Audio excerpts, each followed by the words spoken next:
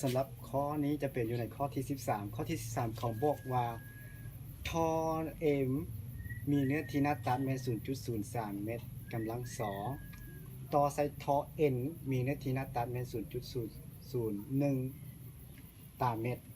แล้ววางทอทั้งสองไว้ในพื้นเพียงระดับเดียวกันถ้า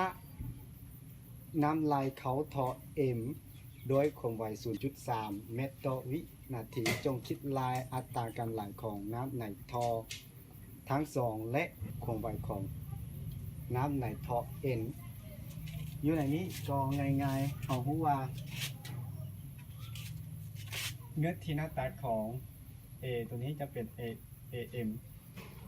เท่ากับ 0.03 เมตรตามเมตรและตัวนี้ A ของ N ตัวนี้เท่ากับ 0.001 ตามเมตรถ้าเขาบอกว่าถ้า V M ตัวนี้เท่ากับ 0.3 เมตรต่อวินาทีอัตราการไหลนี้ของพอจะเท่ากับเท่าใดและ Vn นี้จะเท่ากับเท่าใดอยู่ในข้อนี้ก็บ่ได้ยากข้อนี้ก็แจ้งสูตรแล้วก็แทนค่าอยู่ในข้อนี้ก็ง่ายเขาจะมีสูตรว่าอัตราการไหลของเท่ากับเท่าใดอัตราการไหลอันนี้ Q นี้จะเท่ากับ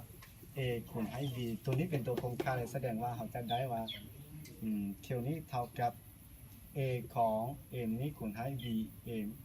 เพราะแต่ละตัวมันเท่ากันเพราะฉะนั้นเราจะได้ว่า AM เท่ากับ 0.003 คูณให้อันนี้เป็นอยู่ 0.3 แสดงว่า1 2 3 4แสดงว่าเท่ากับ 0.000 แล้วก็ 9 อันนี้เป็นอัตราไหลเป็นเมตรกำลัง3ต่อวินาทีอยู่ในนี้เขาบอกว่า Vn จะเท่ากับเท่าใดเพราะเรามีอัตราไหลเท่ากับ A คูณให้ V อันนี้คงค่าเพราะฉะนั้นเราจะได้ว่า Q ตัวนี้เท่ากับ A ของ N นี้คูณให้ Vn ทั้งหมดเราจะได้อยู่ใน 0.009 เท่ากับ